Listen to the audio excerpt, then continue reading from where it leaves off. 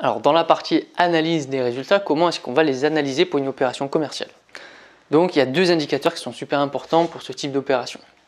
Vous avez, et on en a déjà parlé dans la précédente vidéo, le taux d'écoulement des stocks. C'est-à-dire, est-ce que la commande en amont qu'on a préparée, est-ce qu'elle a été bonne? Est-ce que nos prévisions de vente ont été bien réussies?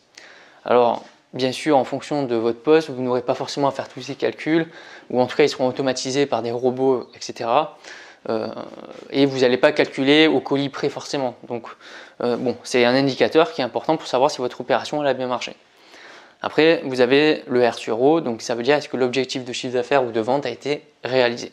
Donc ça, c'est les deux principaux indicateurs commerciaux à utiliser quand vous faites une opération commerciale. Et si vous faites une activité professionnelle dans ce cadre-là, dans la partie résultats, n'oubliez pas ces deux indicateurs. Après, il va falloir analyser la rentabilité justement de votre opération.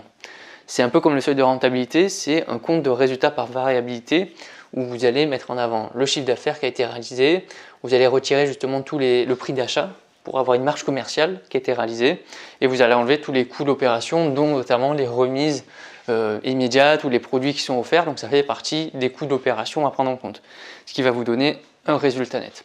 Donc ça sert à quoi justement de faire une analyse de rentabilité? C'est-à-dire que vous pouvez avoir un exercice où on va vous proposer deux formats d'opérations commerciales, deux formats de promotion différentes et vous allez devoir choisir laquelle est-ce que vous allez devoir faire. Et pour choisir ça, vous devez faire une analyse de rentabilité sous cette forme pour déterminer un résultat net.